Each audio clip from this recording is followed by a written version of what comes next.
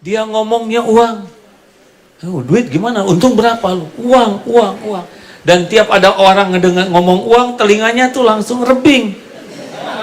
Wah, yang menarik cuman ngomong uang.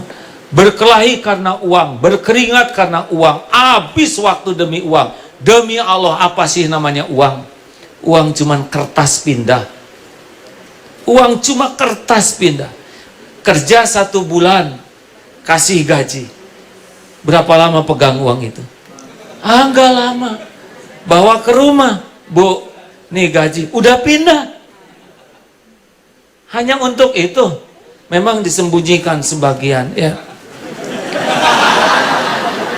Tapi sampai ke pom bensin, full tank, keluar. Ban meletus, keluar. Ibu dapat uang, alhamdulillah. Berapa lama ibu pegang? Oh, belum 6 hari, Bu. Ini buat cicilan, keluar. Buat sekolah, keluar. Hanya 2 jam. Hanya untuk itu. Saya pernah dengar koruptor ngambil uang rakyat, disimpan di tembok. Lihat tidak, pakai tidak, megang tidak, hanya ngusap tembok. Ini kan sakit jiwa, hadirin. Sesungguhnya koruptor itu orang yang sakit jiwa. Karena kalau pikirannya normal, dia tahu bahwa uang itu tidak ada apa-apanya. Banyak yang menyembunyikan uang, disimpan di bank, lihat tidak, megang tidak, pakai tidak, hanya ada catatan. Ah, catatan gampang, mau saya bikin kan? Hanya catatan, makan ya segitu-gitunya. Ayo silakan Pak, makan kambing guling. Kolesterol. Bang, kita makan sirup. Sakit gula. Ayo mau duren. Asam urat. Uang miliar-miliar. Merasa bangga. Siang malam hanya untuk itu. Dinikmati tidak, dilihat. Ini kan maaf ya, agak sakit jiwa sebetulnya. Karena jiwa-jiwa yang normal tuh ngerti uang ini adalah hamba dia untuk beramal soleh. Senang keluar uang, nolong. Ini bahagia, itu bisa sekolah, ini bisa lunas hutang, ini bisa ke Mekah, ini bisa beasiswa. Ayo, nah itu benar bahagia, itu normal, itu sehat. Tapi yang tidak sehat begitu saja, sampai tua begitu. Mati dibawa tidak? Ada yang matinya dikubur pakai gepokan uang? Pakai uang logam? Enggak ada, Bu.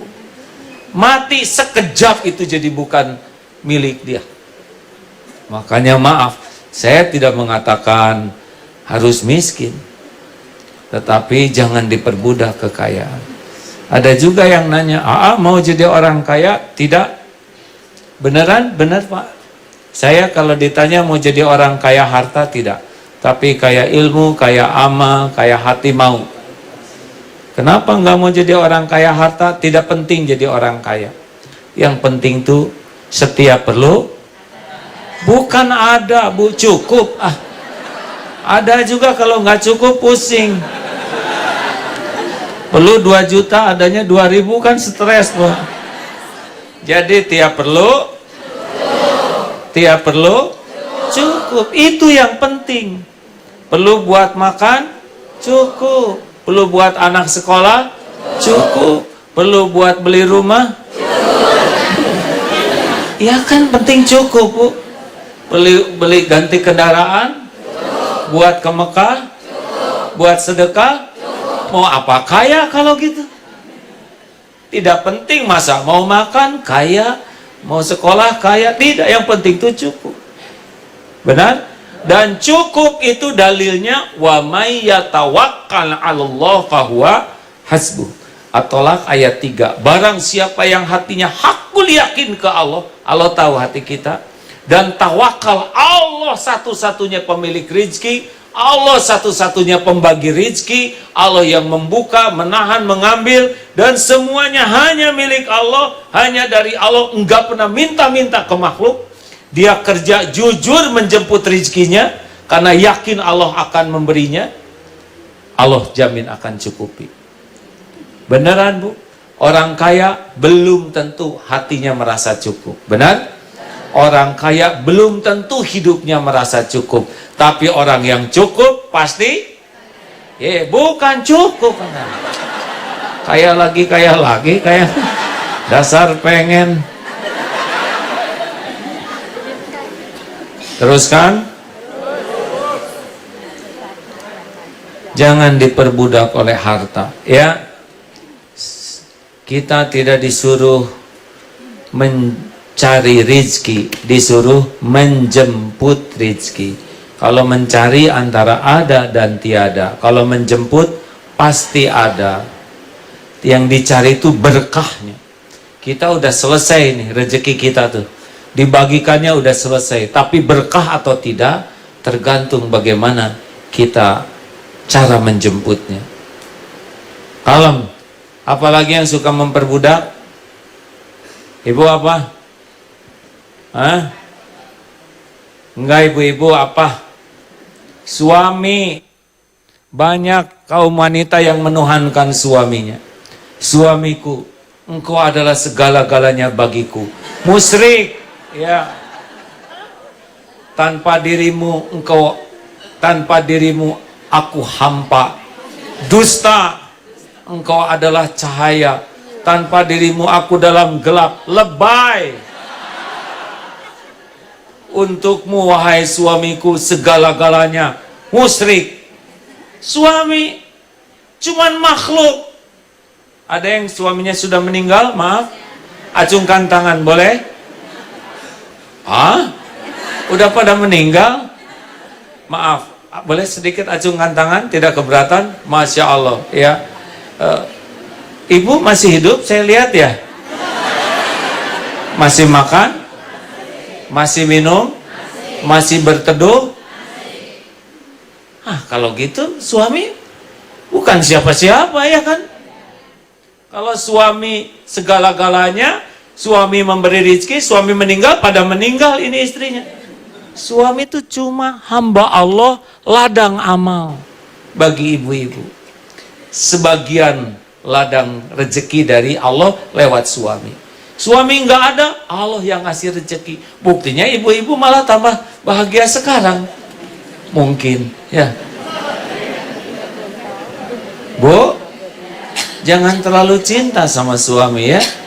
Saya bukan mengatakan perwakilan suami, tapi tauhid mengharuskan tidak boleh terlalu cinta.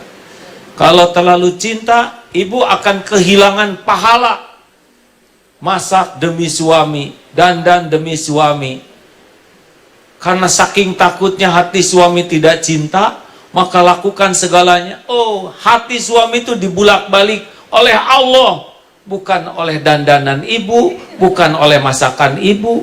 Masak seenak apapun, Bu, kalau suami enek-enek aja, lihat. Benar hadirin. Mau dandan stakar kebek, ya. Nih, ciri-ciri yang kurang ikhlas dalam berumah tangga itu pasti banyak sakit hati.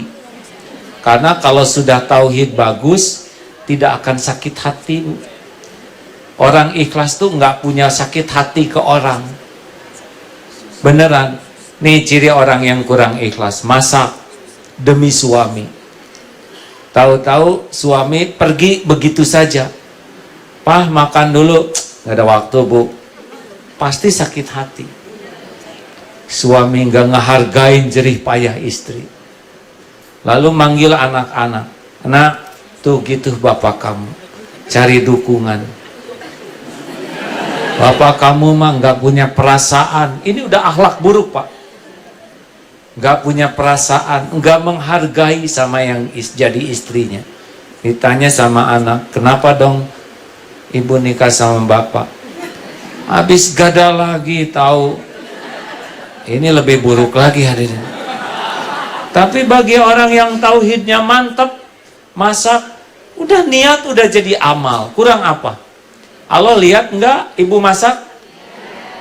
Kalau ikhlas jadi amal. Udah dibagus-bagusin piringnya, pakai dandanan masakannya, itu juga jadi amal. Enggak dimakan, memang bukan rezeki suami. Kalau rezekinya pasti ditelan itu.